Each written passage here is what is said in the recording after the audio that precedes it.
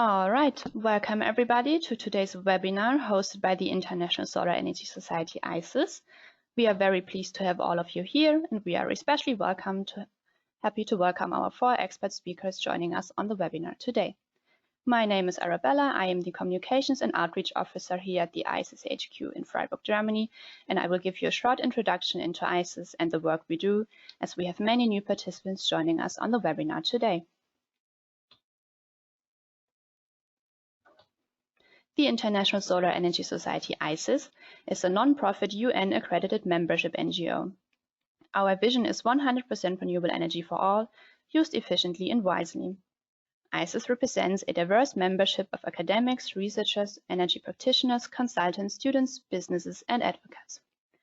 ISES works together with like-minded organizations from countries all around the world to advance the renewable energy transformation. There are many benefits to joining ISES, and you can find out more on our homepage. Some of the benefits are the exclusive access to presentations and webinar recordings, such as today's, in the ISES webinar archive. ISES members can also get discounts and even free registrations to ISES events and partner events. You can always find out more about upcoming conferences and discounts on our website, or you can contact us at public.relations@ises.org. Every month, ISES publishes a newsletter for our members where you can follow our progress and share your news. Members can also subscribe to our academic journal Solar Energy, our flagship publication, at a reduced price. And in the ISES online bookshop, ISES members qualify for reduced prices on the different publications. So we welcome those who are not yet members to join us today, and for those who are already members, we thank you for your support. As a special benefit to all attendees of today's webinar, we are very happy to offer you a special discount when signing up as an ISES member. All attendees of this webinar will receive a 20% discount code as follow-up over the next few days. This special offer will only be valid for 2 weeks, so sign up quickly and join ISES and the global solar community. Additionally, ISES is happy to highlight that webinars like these are a great way to show your support by becoming a webinar sponsor. This can be especially interesting for companies and institutions working in solar, as our webinars have 500 and more registrants, and the webinars offer speaking slots as well as the opportunity to introduce your latest project and product. For any information, please do not hesitate to get in touch at public.relations@ises.org. Now, for some brief information on the webinar and especially the Q&A session before we start. During today's webinar, we will hear 3 presentations by our speakers, and you will have a chance to ask your questions in the Q&A session at the end of the webinar. For the Q&A session, we invite you to send in your questions, and we are looking forward to your participation. When sending in the questions, please write who the question is for and keep your questions short and precise. Please feel free to start in sending your questions at any time throughout the webinar. I am now happy to introduce you to our moderator of today, Paulette Middleton. Paulette is member of the ISES Board of Directors, as well as member of the American Solar Energy Society, the US section of ISES. Her professional experience includes leadership positions at the University of Texas, National Center of Atmospheric Research, Atmospheric Science Research Center at the State University of New York at Albany, and many more. Her ongoing activities include the Global Emissions Initiative Gaia, coordinator since 1991, and science-based environment energy advisor to a wide variety of public, private, and stakeholder consortiums clients since 2002 through her company Panorama Pathways. Now I'm happy to hand over to Paulette. Paulette, thank you very much for joining us today. The floor is yours. Thank you very much, and welcome to everyone who's on this webinar. It's very exciting to particularly be talking about empowering women at this juncture, a highly disruptive time we're all experiencing now with the coronavirus, and I'm really hoping that everyone who's out there is doing okay and taking time to take advantage of reflection on how we can move this energy transformation forward even faster, and how we can be most supportive of each other, and particularly supportive in empowering women to do our jobs even better at getting us to a better world. So it's my great pleasure to introduce the speakers and then moderate the Q&A afterwards. So our first speaker is Marlene Brown. So I've known Marlene for many years through our work together with the American Solar Energy Society. One of my first memories of Marlene was Marlene helping me be part of an installation crew. So I can attest that, as her bio says, she definitely knows how to teach even the highly unskilled to do expert installations. So thank you, Marlene, for that. But thank you most of all for starting the WISE program in ISES. It's been a wonderful way to celebrate and encourage women in all walks of work in the renewable energy industry. So I really look forward to hearing Marlene's presentation and to engaging with you, Marlene, and everyone else in the Q&A afterwards. So go get them, Marlene. Hi, hopefully you can hear me. This is Marlene Brown, and I'm talking to you from Albuquerque, New Mexico. It's a beautiful day here. So I'm going to, the purpose of this webinar was to talk about the Women in Solar Energy Awards, but I'm going to talk about my story and kind of leading up to those awards. So I called it Why Women in Solar, Why Women in Solar, or Why Women in Solar, right? And it's all about punctuation. At first, we used to be a little worried about, there's women in solar? And now we're excited about, of course, there's women in solar. Things have changed a lot since I started working in this industry. And I just called myself an adventurer, activist, and solar enthusiast. And this first picture, which is very fun, was myself and two friends of mine cheering some of the solar car races as they came by in New Mexico several years ago, actually quite a few years ago now. So the overview is I'm going to talk about my story. I'm going to talk about some training, teaching, what the WISE Awards, the Women in Solar Energy or WISE Awards is, barriers, inspiration, moving forward, and hopefully I'll get to talk to you about some of the photos. And all the photos that I have hundreds of photos, and I spent a long time trying to pick out some for this presentation because I'm so excited to work with women in solar. And trying to figure out where to start, where to end. This photo specifically is the first photovoltaic installation that I did, which was, I think, back in '97, and it was in Tucson. It was a small installation, but it was very important for me, and it really inspired me, and it proved to me that I could do this. So, my story. By the way, I put together the Women in Solar Energy Awards, and I'll talk about that in a second, but in doing that, I always have women talk about themselves and their stories. And because I think if you just talk about your job, it's not interesting. But so I'm going to talk about my own story. So why am I in solar? What inspired me? What held me back? And I'm going to give you the very brief version since we don't have all day. What started me out was I did my undergrad, I finished my undergrad, I should say, at the Evergreen State College in Washington State, and I took a class in energy systems. And I learned about all of energy, both non-renewable and renewable, except for photovoltaics. It was in the 80s, and my teachers didn't know so much about photovoltaics. And we talked about solar thermal, we talked about passive solar, we talked about a lot of things. But I didn't know so much about photovoltaics. It was definitely a gap in my education. And so I finished college and I wanted some more. And I ended up working in energy efficiency and conservation. And I did that in Boston and DC. And I had an opportunity to travel to Jamaica. And when I did that, I had a really significant experience where I met some of you know him and some of you don't. Johnny Weiss, that is part of Solar Energy International now. It was part of he was working at the Colorado Mountain College at the time, and we had met on this trip I was in Jamaica. His wife was pregnant, and we ended up being scuba buddies, and he was teaching at this school in Colorado and talking about photovoltaics and renewable energy. And it was the exact gap that I had in my education. And I was like, what? And so I ended up moving to Colorado and doing a year-long program, which got me started into my path in renewable energy, which has been 30 years now.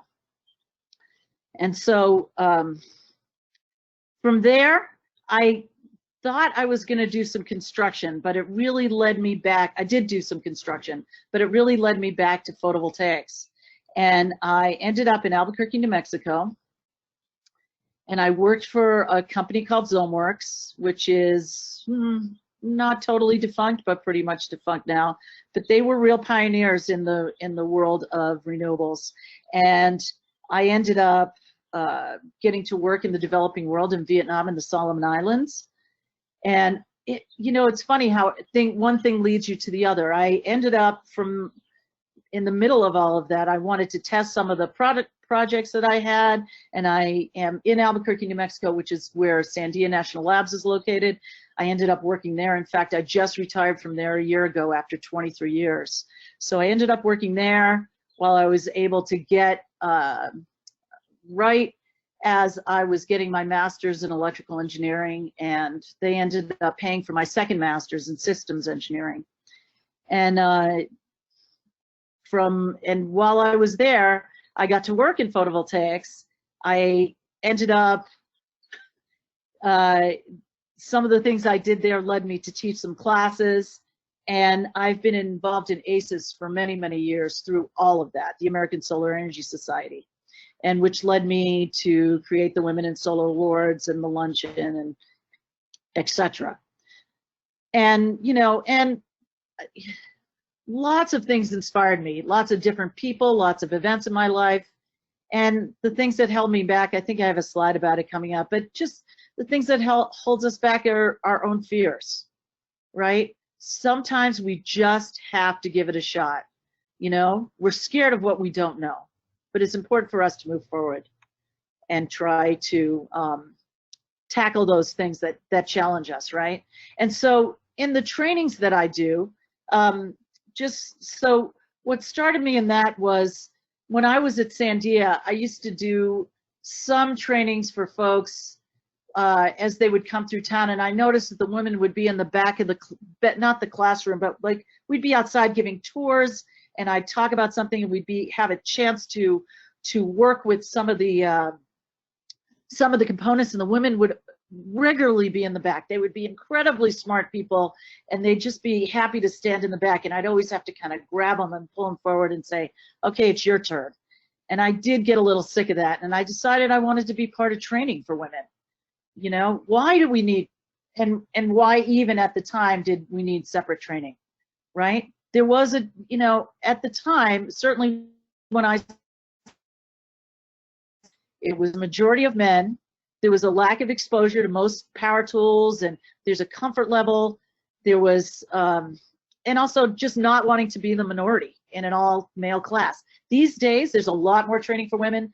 There's a lot more women and men taking classes, and it's not, to me, as critical to have separate classes, but sometimes it's still important. It depends on the culture, and it depends on the comfort level. So, as I was teaching classes for women for many years, I taught only women, and it was because I was working full time and I had so little time to do anything more. And the guys locally would say, "Oh my God, would you please just teach some co-ed classes?" And I'd say, "No, I don't have any time, and and I don't have the bandwidth to do it." Eventually, I did, and because I was also worried about women and men playing well together. And I wanted to see how it went. And probably for the last more than 15 years, I've been teaching co-ed classes, and it's been fine. And people do play nice together. So I just want you to know they do. So the WISE Award. One of the things that inspired me to create it was a friend of mine who has now passed away.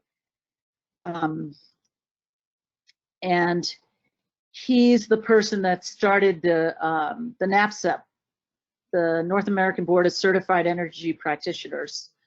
I can't remember his name. His name is Mark.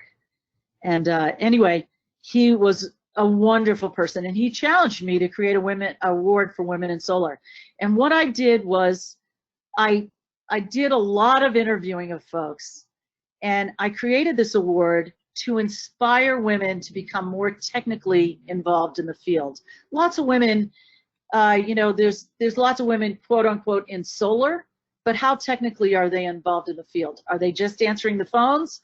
Are they doing just the paperwork? Are they just, you know, I don't know, doing things peripheral to the, you know, to being technically involved? And I really wanted to highlight and recognize accomplishments of women that are technically involved in the field. There's lots of incredible women out there. And so the award wasn't for just some politician who walked in 10 minutes ago to get an award, but for women that have really spent their time and had earned their dues doing good work. And it could be technically involved, but also opening doors for women. So it can be for women that are making accomplishments technically, or it could be for politicians opening the door for women, or educators that are encouraging women to be more engaged in the field. So we've had all sorts of folks like architects and business owners and folks doing good work for others, bringing renewables to women all over the world. But it's really for us to get women more into the middle of all of it.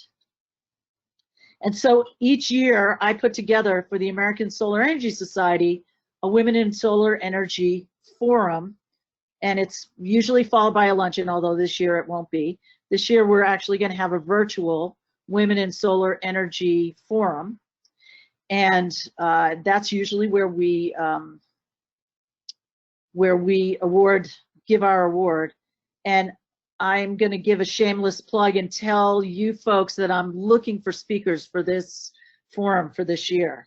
And at the end, we can talk about it more, but and I can give you my email if you have some fabulous speakers that I'm looking for. But anyway, so this award was really important to me to create it, to make sure that it continues, and now it's a regular part of the American Solar Energy Society. It's very exciting.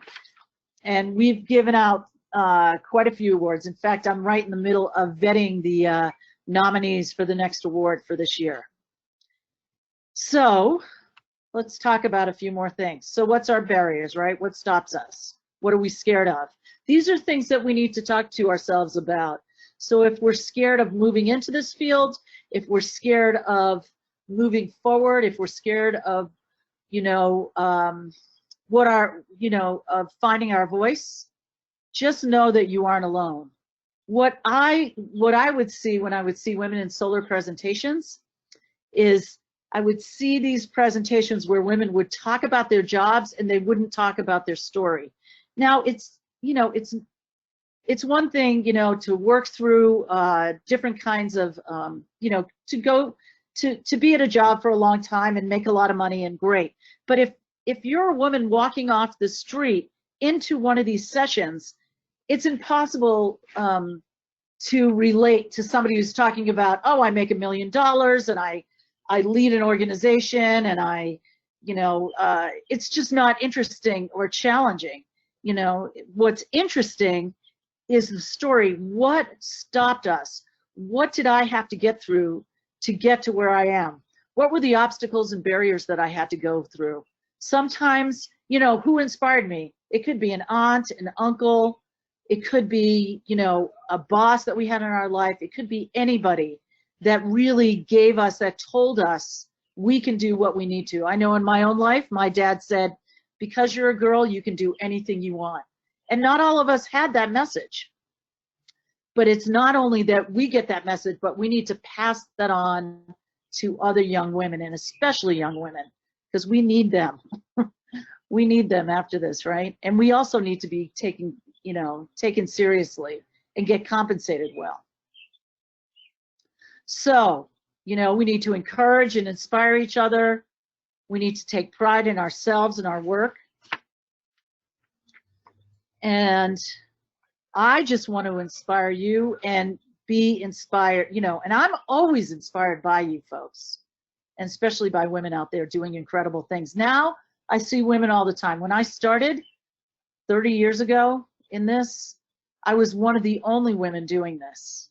And because I grew up, and I'm also a Bostonian originally, but because I grew up, maybe it's just my background, maybe it's because I don't, you know, I just didn't listen to the noise out there saying, oh, you can't do that, oh, you can't do that, or my own voice saying I can't do that. I was adamant about pushing myself forward. And you know, one of the things that I tell people all the time is, I try every single year, I try to do something that scares the ever-living crap out of me, and I try to use my passport. We all need to be global and understand what other people are doing, and we can't be isolated in our own world. And you know, and when we say do something that scares us every year, it could be as much as doing a public speech. It could be hiking in the mountains if you never did. It could be jumping out of a plane. It could be anything, but something that push yourself to do something that scares you. Okay, I'm going to show you a few pictures. I don't want to go over my time. So here's some of the classes that I taught. Most of the pictures I have are from the classes that I taught over the years. These are some of the early classes with some fabulous folks that I've been working with. And here we are, just women using power tools is always an exciting thing for me. So here's folks using power tools and just doing monitoring and testing. How's the modules working? We're looking at, you know, we're using the meter and we're seeing how the modules are working. The picture in the top left is a picture of myself and a woman on the Navajo Nation. I got to work on the Navajo Nation, and for about 3 years while I was at Sandia, and doing, we never did the installations, but I did a lot of training. I helped train all the electricians, engineers, and customer service peoples for the Navajo Tribal Utility Authority. And most of the rest of the pictures are, well, there's a picture of myself teaching, but most of the rest of the pictures here is a all-women's class that I did in Austin, Texas. That was fabulous. And here we are doing the installation, actually learning about the parts, doing some preliminary installation stuff, doing the grounding. Every one of these classes has been incredible for me and inspiring. I learned something all the time. And I believe if you stop, I always believe that if you know, if you stop learning, there's endless things to learn, right? And when people think they know it all, you might as well hang it up. There's always new things to learn. These are some other classes that I've taught, and incredible women. In fact, the picture on the top right is, and the top left, there's some men and women in some of these pictures. So these are getting into more of the co-ed classes. In the middle is all of us teachers. At the end of the day, we were exhausted, and it was pretty fun. I believe most of these were in Cleveland, some in New Mexico. These are, a couple of these pictures are a class that I did, that I taught in Portland, Oregon, with the International Brotherhood of Electrical Workers, except the participants were all women. The bottom left is another class in New Mexico that I taught, a co-ed class. And again, awesome pictures of women with power tools. And there's also women on the right that had a harness. We were a couple stories up, so we were all harnessed in when we were working. This is a picture of photovoltaics on my own house.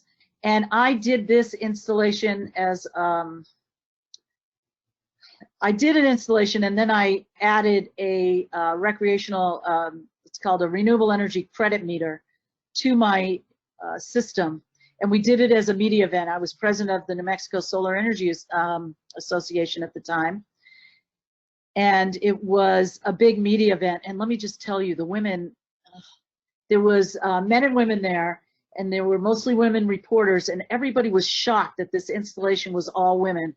And you know, my response to that was, we are half the population of the planet, and you wouldn't be so shocked if it was all men doing this installation.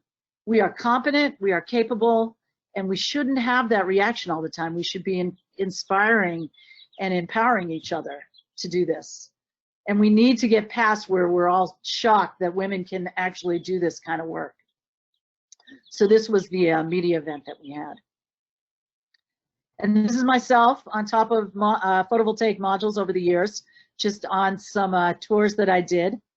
New York City, I'm in Arizona, and there's one in San Antonio on the bottom left where on top of actually they put photovoltaics on top of a landfill. And this is a picture of me on top of Kilimanjaro. And so this was physically the hardest thing I've ever done in my life. I've done a lot of hard things. And like I said, every year I try to do something that scares me to death. And I try to use my passport every year.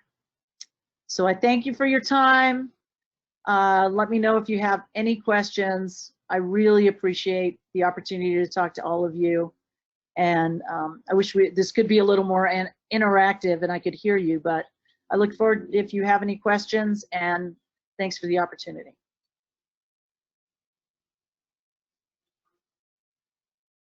Thank you very much, Marlene. That was excellent. I really enjoyed every slide and every memory that brought up. So our next speaker is Christine Lenz. I've known Christine for probably almost 10 years. I think we first met back in the early days of REN 21. By the way, that is a most excellent contribution to helping us advance the renewable energy world. Thank you for that, for starting that up, Christine. Christine is also the co-founder of the Global Women's Network for Energy Transition, which is a very powerful group for women. I encourage you all on this call to join either as a mentor or as a mentee. So, and I've also most enjoyed working with Christine this last couple of years on the ISES Board of Directors. I find Christine to be one of the most thoughtful people, that includes both men and women, that I've ever worked with. So I myself look very much forward to your presentation, Christine, and to the follow-up Q&A. And by the way, everyone, please do start sending your questions in, because we will have a very vibrant Q&A after the speakers. Okay, Christine, it's all yours. Thank you very much, Paulette. Good morning, good afternoon, good evening. I'm joining you today from Vienna, Austria. I'm going to take you in a nutshell through the work of GWNet, the Global Women's Network for the Energy Transition. We were founding this group a couple of years back with the aim to advance the global energy transition by empowering women in energy through interdisciplinary networking, advocacy, training, coaching, and mentoring. I have been myself working for my entire career of over 25 years in the renewables field, and I have given a lot of presentations and often came across women who afterwards approached me and said this was really inspirational. There are not so many women out there. We look for role models, etc., etc.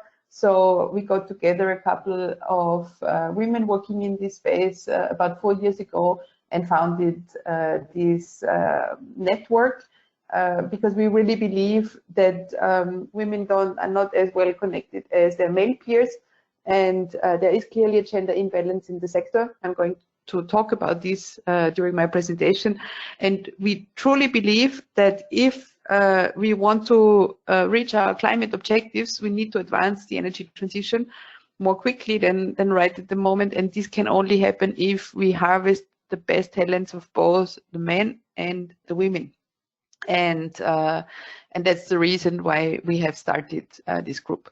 We do different activities in the field of networking. We organize networking events back-to-back with major conferences. Like many organizations nowadays, we are trying to move many of our activities online. We work on generating and sharing information on the situation of women in the energy field. And we run various mentoring programs, and we have created last year a platform on women working in energy, where you can join and then showcase your experience. As I mentioned, we run a series of mentorship programs, several regional and global ones.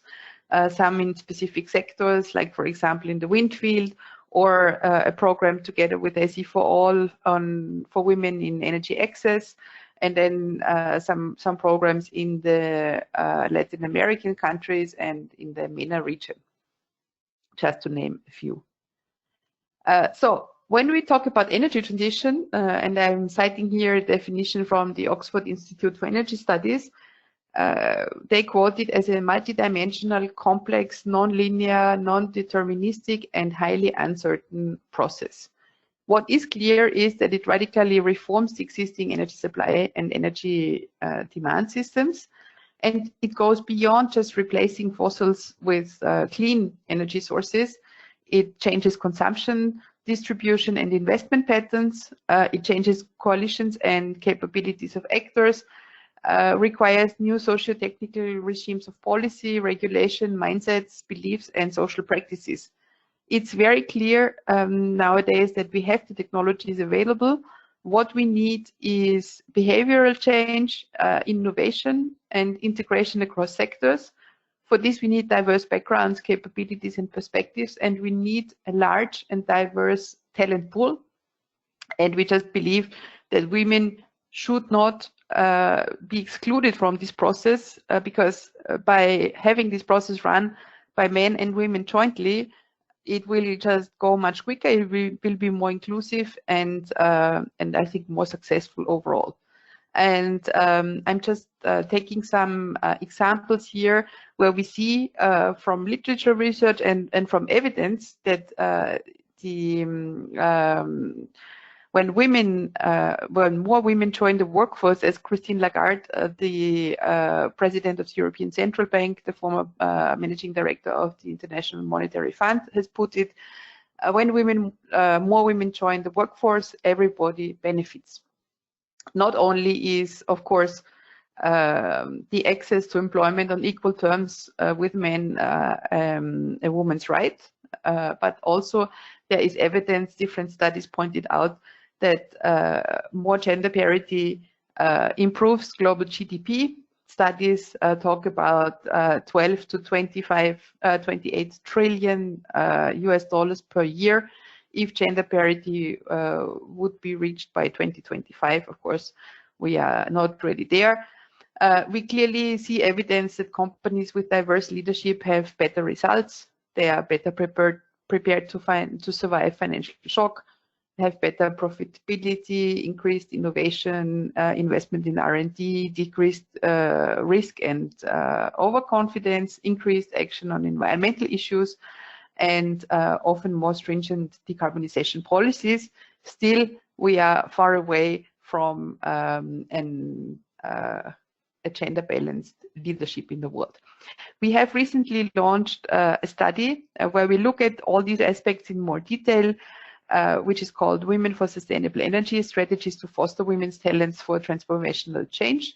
It contains an overview of the current participation of women in the sustainable energy workforce in both developed and emerging economies. It also looks into the benefits of diversity and inclusion in the workplace, and provides a whole list of good practice examples and recommendations for a more gender diverse energy sector. You can access it for free from our website, and hopefully you find some inspiration in this reading. The study is based on scientific evidence, on industry interviews, on structural environmental analysis, and then, as I said, provides recommendations for targeted strategies for both governments and also the corporate sector. And why are we doing all this? According to IRENA's analysis, currently there are about 11 million people working in the field of renewable energy. This number is expected to increase to 42 million in 2050. However, when we look at the situation about the share of women, we see that women represent with 32% in the renewables workforce. They are better represented than in the field of oil and gas, where they just represent 22%. But still, when you look at where these jobs are found, most of them are in administration and when you move to the STEM jobs and even further on to the higher level jobs, then the share of women overall decreases significantly. We looked, that is a study that Irina published at the beginning of 2018, to which we contributed as well, where we looked at the share of women in the renewables field, but where we also looked at barriers to the entry of women in the renewable sector in both the modern and the energy access context. And there you have some of these barriers listed. But I think what is very interesting is that 40% of women, 40% of men, and 75% of women perceive that women face barriers to enter the sector. So clearly, men don't believe that women face these barriers, and women see that they are out there. In the energy access field, there are cultural social norms, lack of skills and gender-specific training opportunities, lack of gender-sensitive programs and policies are prevailing. Also there, you see different perceptions in different continents. All this can be found in this study of Irina Renewable Energy Agenda Perspective. This study also outlines a series of policies and solutions, how to increase women's participation in the sector, from mainstreaming gender perspectives, creating networks, and supporting women, younger women through mentorship, access to education and training, gender targets and quotas, workplace policies and regulations, and also support on combining work and also family duties. I would also like to attract your attention to a campaign that we have recently published on energy transition role models, where we want to inspire the next generation of women entrepreneurs, because similar to the overall renewable sector, also in the field of entrepreneurship, the share of women is much lower. And we have started this campaign where we portray remarkable women entrepreneurs in sustainable energy who work across different disciplines and countries, with the goal to give female leadership visibility and thereby inspire and encourage others, especially young female students and graduates. It is a series of videos, and they are accompanied by a brochure which contains global, regional and national resources for entrepreneurs. This is an, so to say, an continuously improved and compiled compendium. So should you come across some programs that helped you or that you consider interesting, please let us know so that we can add them to this list. And again, if you are interested in starting your own business, or if you know somebody who is interested in this field, please pass them the link and maybe they get some inspiration from this. And I'm gonna end my presentation with an invitation to all of you to join other women energy professionals from around the world. We have created this platform a year ago. We have already more than 1,000 members from 90+ countries.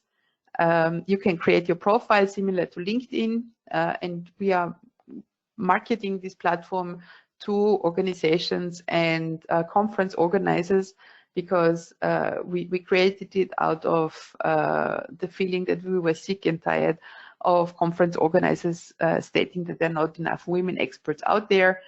We want to give women working in this field the visibility. We also want to empower them so that they can share their work and receive support for it. And we also want to provide connectivity, networking opportunities with other women in the field. We are about to launch new features there for discussion fora and also regional groups. So if you're not yet, if you don't yet have a profile there, please go and sign up, because 1,000 is a great number, but I think there are many more out there. And as Marlene has put it, luckily there are more and more women, but still I think we need to improve our networking and encourage each other to advance in this field. With this, I would like to thank ISES for putting together this Women in Energy webinar, in solar energy webinar, the third in the series, and I look forward to receiving your questions. Thank you. Thank you very much, Christine. That was excellent. A very, very good introduction to your network, and I'm seeing many questions coming in, so I look forward to the Q&A. After our final speaker, Kathleen Schneider, it was my great pleasure to meet Kathleen this past fall at the Solar World Congress 2019 in Santiago, Chile. She was a participant as a young emerging professional in a speed dating for trying to get mentors and mentees together. So she was out there, one of the leaders of the young organizers getting into this. So she's wonderful in that regard, and I'm sure that everyone is going to enjoy her presentation, and then we will get into the Q&A. So keep those questions coming. Thank you. It's all yours now, Kathleen. Thank you very much for the introduction, Paulette. That was really a very nice experience back in Santiago when we met. Really nice movement from ISES to organize that new researchers to connect with other people that are already in the field for a while. So it was really nice to meet all these people and get inspired by them by that time. So back here in Brazil, I'm a researcher in solar energy. My research topic is mainly in community solar and citizen participation in energy transition towards through cooperatives mainly. But today I want to share with you rather not my individual experience in the sector, but I would like to share with you the network that we are organizing, the Brazilian Network of Women in Solar Energy. And for that, I would also like to share some story about it, how did it all begin. And this began with this group of women here. We all worked together in this research lab, photovoltaics research lab back here in Brazil. It's from the Universidade Federal of Santa Catarina, located in south of Brazil, in Florianópolis. So one day we sat together to watch this webinar here. That was the second edition of this Powering Renewables Women in Solar Energy webinar from ISES.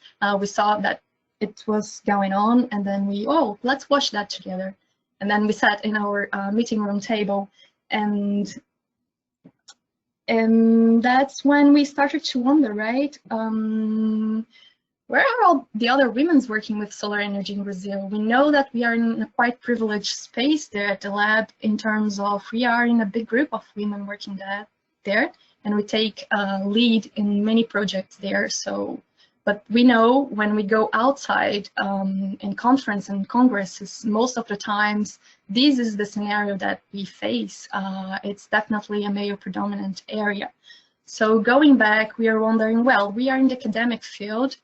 We know pretty much the academic field, some women working here, but where are the other women working in the sector, the women that are working with in the private sector, in the public sector, and NGOs, what do they do? What are their challenges? And that's when the spark of the idea came out, and with the great support of our coordinator, Professor Ricardo Ritter, he built a bridge with all these other inspiring women that by their turn also connected us to other inspiring women. And from that day, we began to organize this meeting here that we call the first meeting of women in solar energy. Christine Lins was there in an online conference, and these other very inspiring women sharing their experiences in the sector. They are from different sectors, not just the academic field.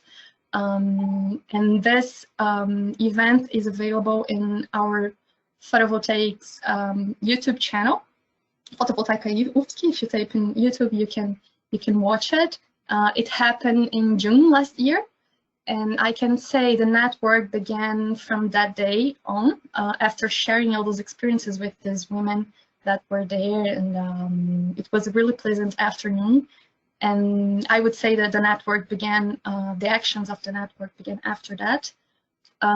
So our mission today is to connect, to support and empower women towards an active participation at the energy transition process in Brazil. And as I mentioned, our main question was, where are these women working with solar energy in Brazil? We know they are out there. So the first action was to map these women and understand their main challenges and what their field and working sector.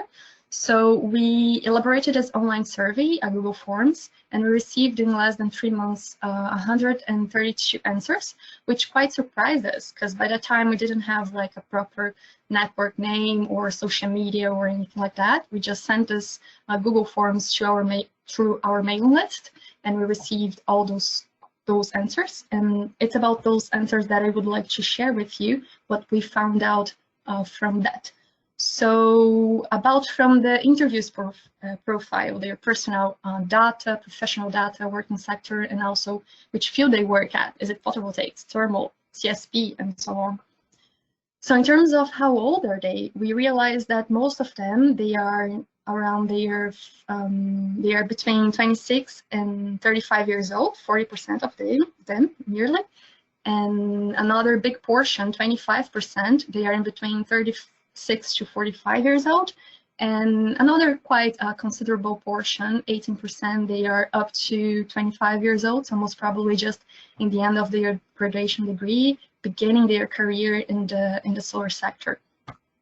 And also we map the working sector, so we realize almost half of them are in the academic field, in teaching and in research. 42% of them are working in private companies, and only 3% of the interviewees, they are in the public sector, and 2% in NGOs and so on. In terms of field, 73% of them, they are working with solar photovoltaics. That might be due also to the fact that solar PV is growing exponentially in Brazil in the past years. 2% of them are working with thermal energy. 6% of them work with PV and thermal. We realized that none of them work only with CSP, but CSP and some other field from the solar sector too. 3% of them, of the interviewees, work with energy efficiency, and 5% of them said to work with renewables energy as an overall. Maternity, we find that's a really, really important topic to address to as well in terms of seeking for gender equity for seeking for gender equity. So we are mapping also the mothers and their needs in this context. So 42% of our interviews said that they are mothers. And we also asked about the challenges that these women face in their working field. And here we elaborated this word cloud. And well, it's in Portuguese, I'm going to translate to you, but the main words that came out was prejudice, challenge, space, being heard, to prove, mother, credibility, male predominant area, engineering, recognition, and so on. So what we realized from this is that the main challenges that they reported to us, they are directly related to gender imbalance in the field. 49% of them said that they claim to have suffered from some kind of gender discrimination, and 62% said that they heard some comment in their environment, some sexist comment in their working environment. So also in that context, we asked them to share if they felt like some of these comments that they heard, and we received some quite bad examples. For example, this one. Oops. This one. It must be hard to be beautiful and make calculations at the same time, eh? I really struggle to understand the relation between beauty and math, but anyways. And there is this other one. just have to move here. With all my respect, engineer, but you look very hot wearing those boots and sunglasses. And can you imagine if this was with no respect, how that comment would be? So we began this activity in our social media, this hashtag saying my working colleague. Of course, we are sharing the sentences with the permission of the women that shared with us, not saying who they are. But the intention here is to raise awareness that for both sides, and one of them is that sometimes we are so used to that we think that's natural. We naturalize those comments.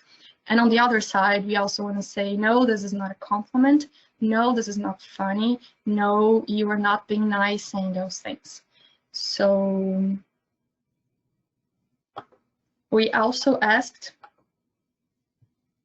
about what could be our role as a network, what these women felt like we could do that could help them out to connect them. So they said most of them webinars, courses, annual meetings, roundtables, mentoring, and we did also this word cloud to of some main words that appear in the survey, and most of them were regarding to support, capacitate, connect, opportunities, experiences, promote discrimination. So taking all of those informations that we took from the survey, we are planning some activities for the next year, for this year. One of them is going to be a roundtable in the Brazilian Solar Energy Congress, which is kind of a Solar World Congress. It's pretty much the same thing, but a Brazilian version of it, that it's organized by ISES, which is the Brazilian association, is the Brazilian ISES branch here in Brazil. And we are also organizing this women's lunch in Intersolar, South America. And well, both events were postponed because of coronavirus context.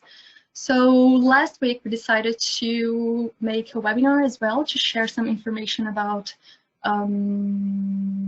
this survey. It was the first time that we share information about the survey, the outcomes of the survey for the women that are interested to hear, women and men interested to hear about that. And it was really, really nice in terms of physical distancing, just to connect and feel people close. One of the participants had this idea to turn on all the cameras, and it was really heartful feeling to talk and feel them closer in this moment. And so in this webinar, we launched a platform. So we also believe that connecting and networking is really, really, really important. And this platform is available at this website. It's a website to organize systems and networks. So you can access the platform to this link, and the women that are interested to participate in the platform, they just need to fill it up, this Google form with some information about them that they feel like sharing. And that's how the platform looks like. Here in the left side, there is some information how to navigate through it. Here are the women that already filled up the Google forms. And if you click on each of these elements, you can see their information, what do they work with, where, their expertise, and so on. And up here in the top, you can connect them. You can see their connections to organizations, for example, with some information about the organization as well. If you click here, you can see the information about the specific organization and so on, and location, where do they work at, some working field and photovoltaics, energy efficiency, and so on.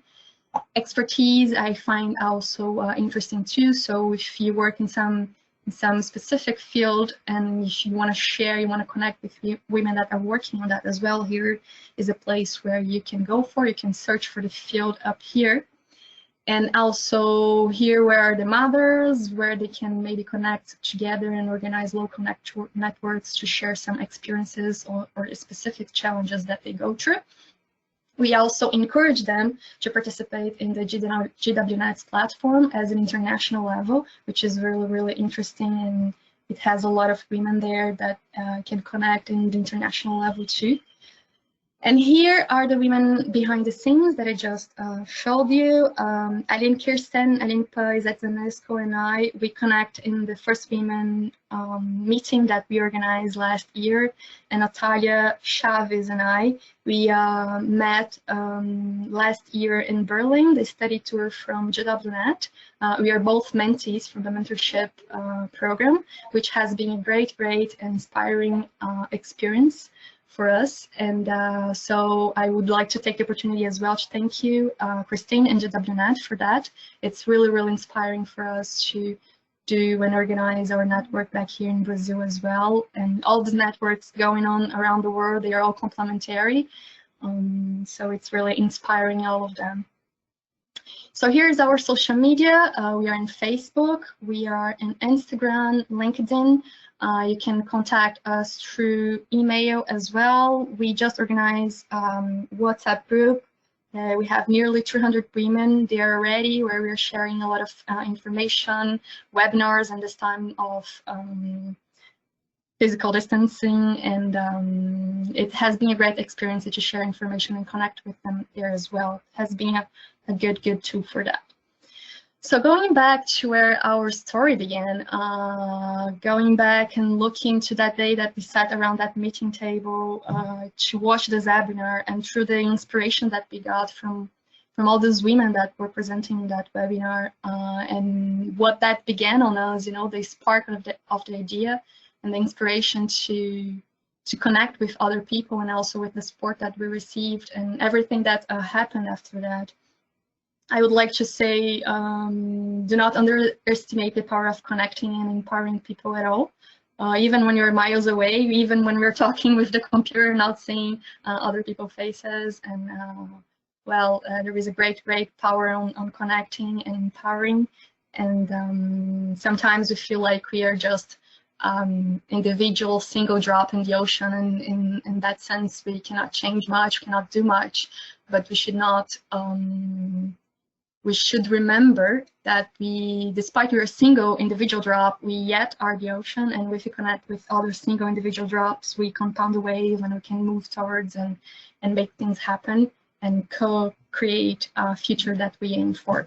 So in that sense, I would also like to thank you, Belle and ISES, for the opportunity to be here sharing our actions and activities back in Brazil.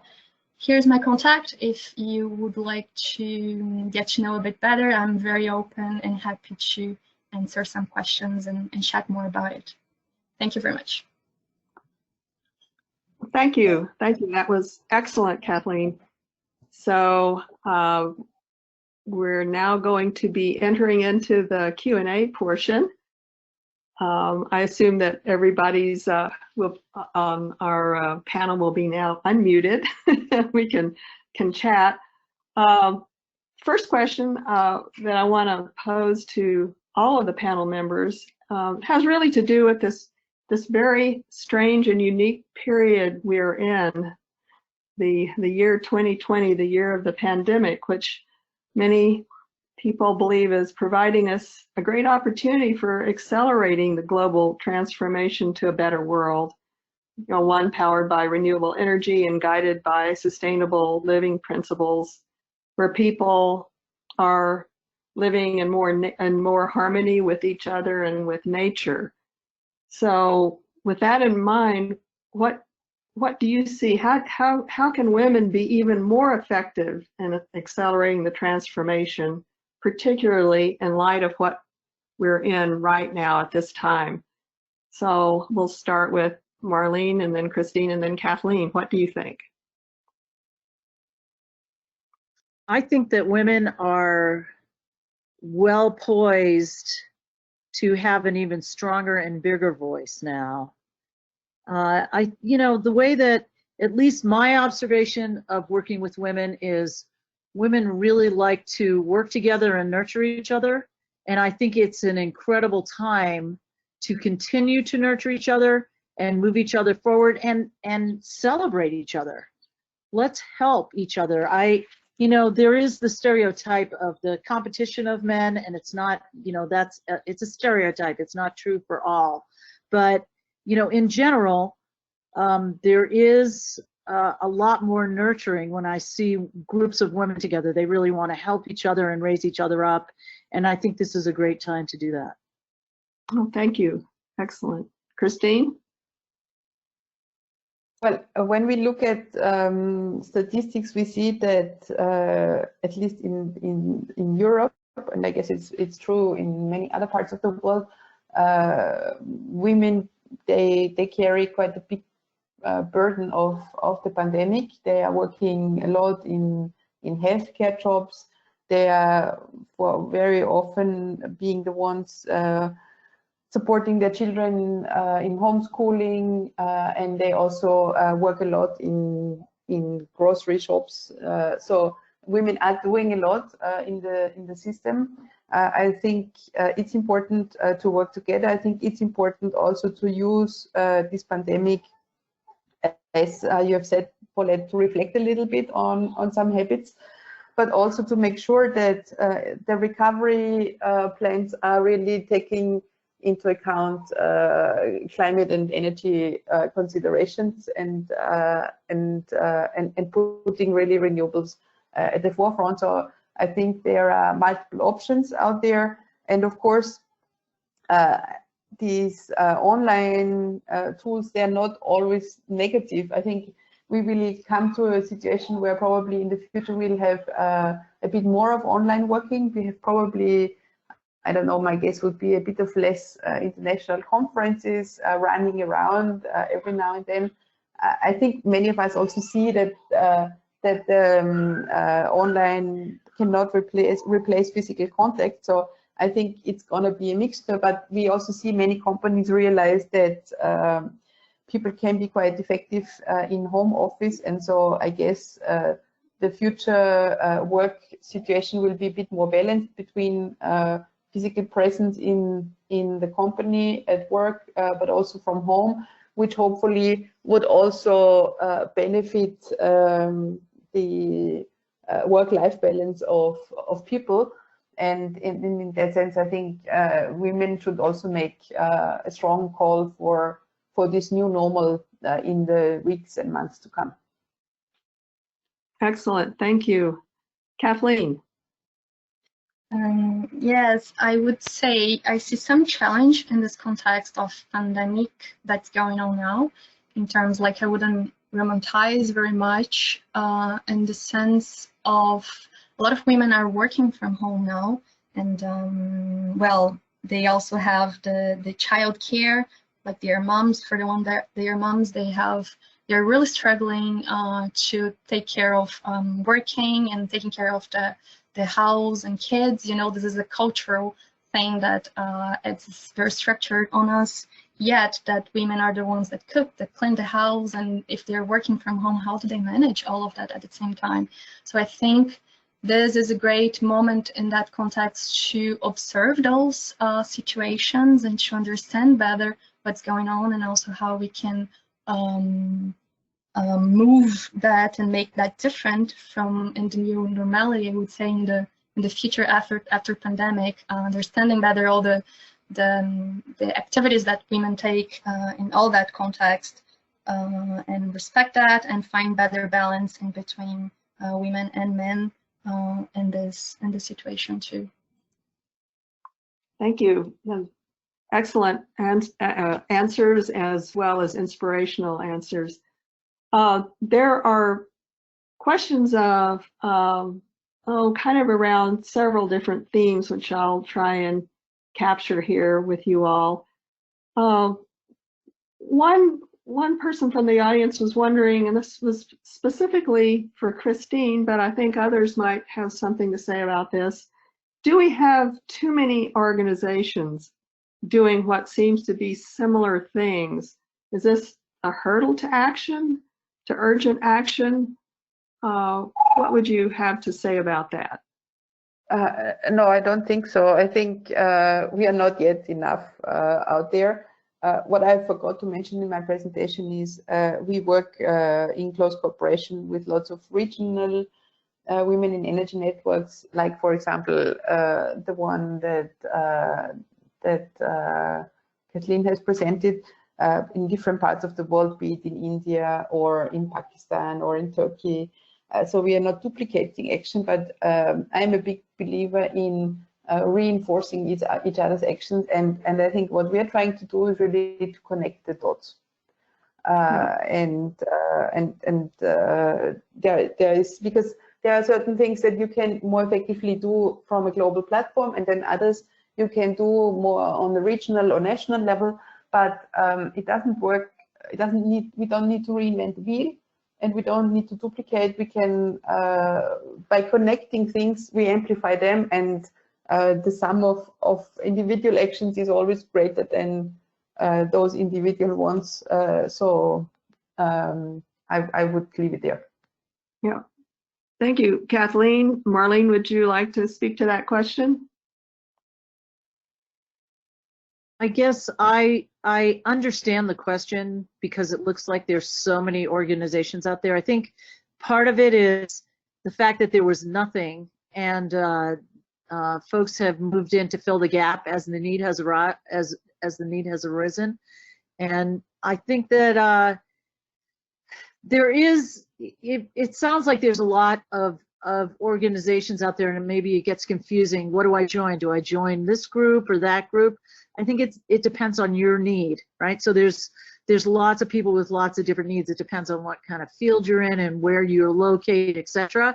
And so I agree with Christine that there isn't. It's not that there's too many organizations. It could be that we do kind of cull them after a while and merge maybe some groups. But right now, there's still a big need to to give us resources. And so I don't believe that there's too many organizations. I think that we all need to figure out what we need to find the organization that fits our need. Excellent. Kathleen, do you have anything to say about this?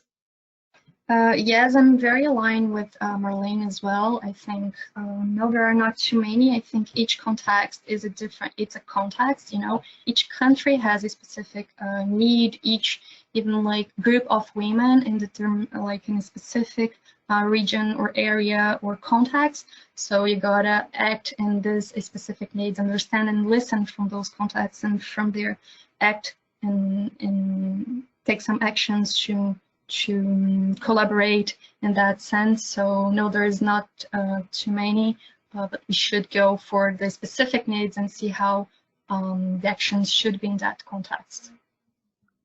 Well, thank you. On the flip side of that question, there were several people asking for example, from you, Kathleen, they wanted to know if the survey was just for Brazil, which kind of brings up then the question of, it was a wonderful survey you put together, an analysis, and could this be applied in other countries and other areas to get people better connected? So that would be down on the micro scale.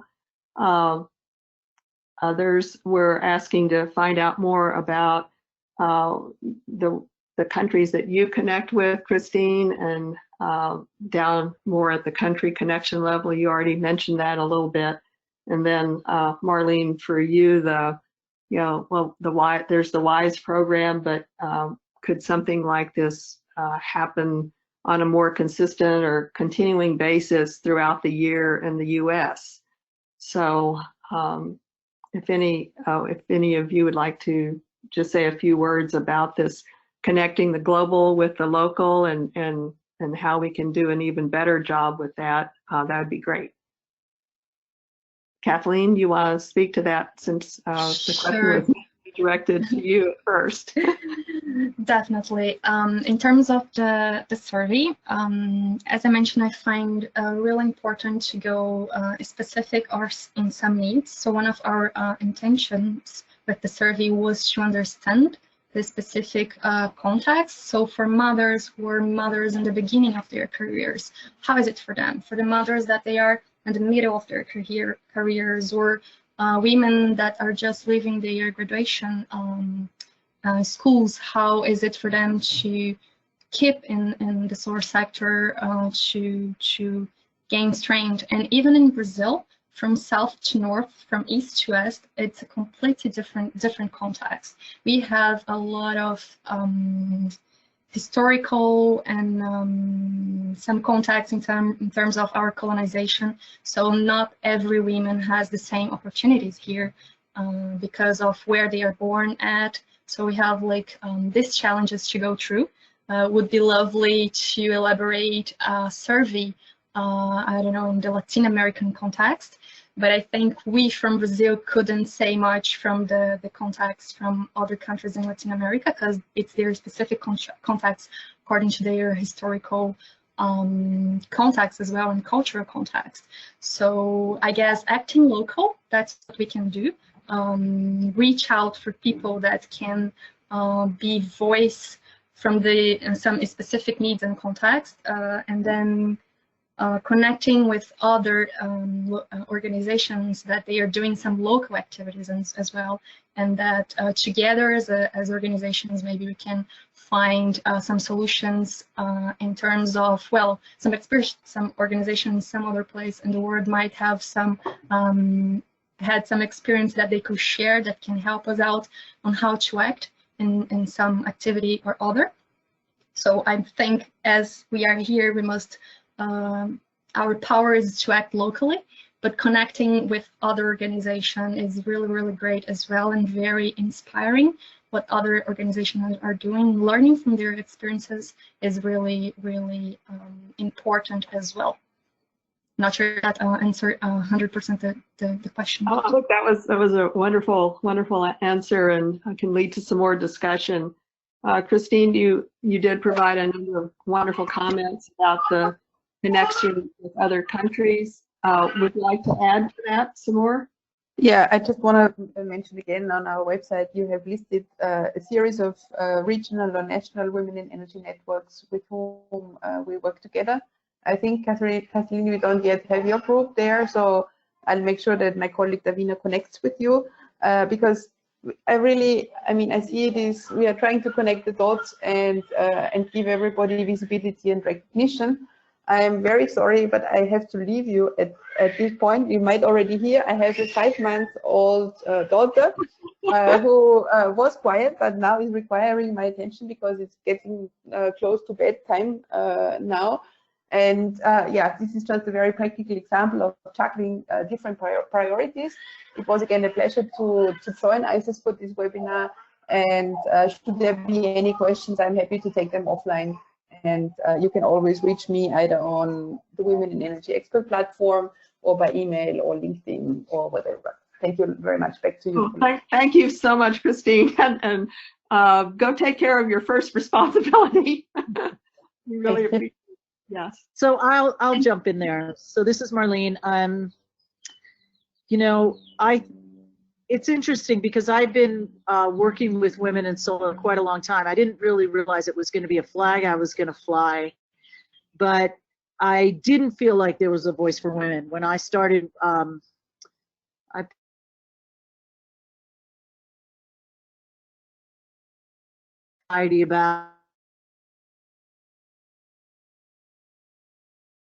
About something that I felt so is that I brought that, I did something that I felt like needed to happen, and it's continued to happen. And I'll tell you, it was a fight the whole time, even within the organization that I started with, yeah, right? So within the American Solar Energy Society, they didn't feel like there was a real need for a women in solar, you know, a place to highlight women in solar. And I really had to fight to make that happen. So part of it is, sometimes it's, you know, I appreciate that it's much easier for the younger women out there, and in some places it's still quite a fight.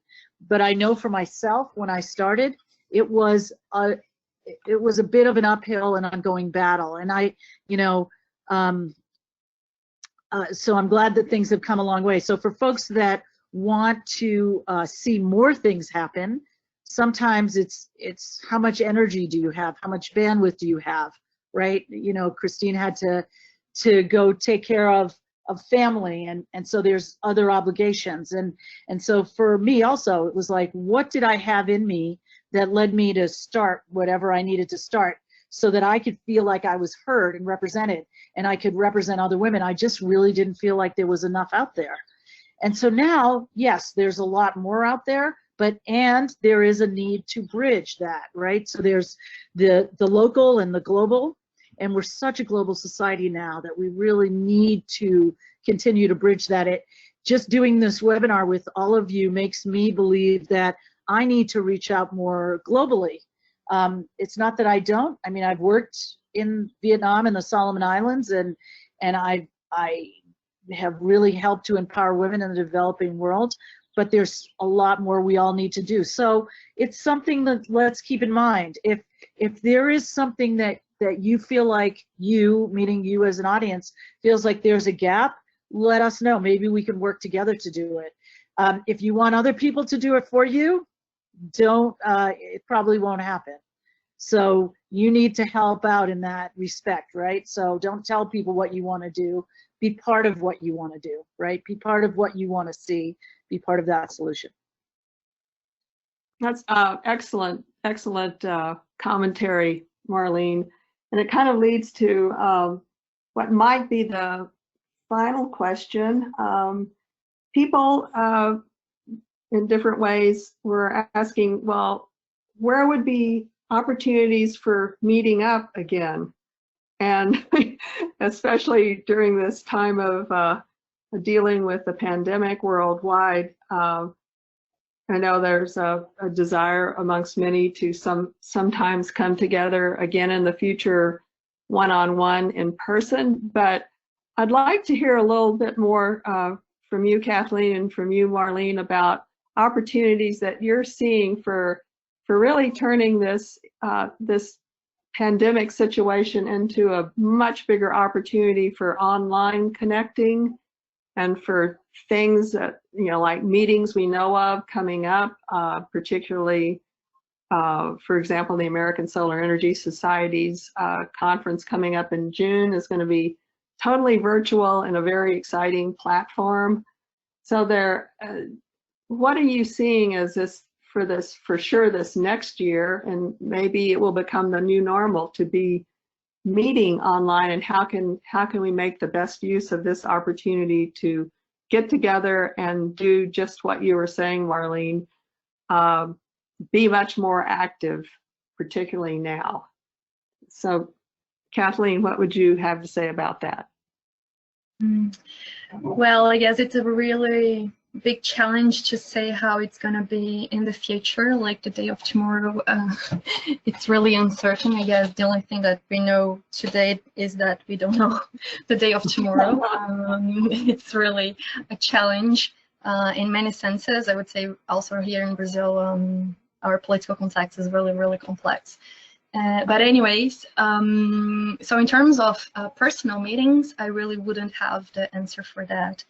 I wouldn't guess how that would be. I think those would happen in less quantity. I think we are now also realizing at the moment that this we're traveling so much from one country to the other all the time, and how bad that is for the environment as well, right? Those airplanes from one side to the other, sometimes people wouldn't stop at their own house with their own families, just working, traveling, and that's stressful for the person, that's bad for the planet. So now it's a moment that we can think again on those actions that were so natural for us at that point, and rethink on how to do that. So maybe like the big meetings, personal meetings would happen in less frequency.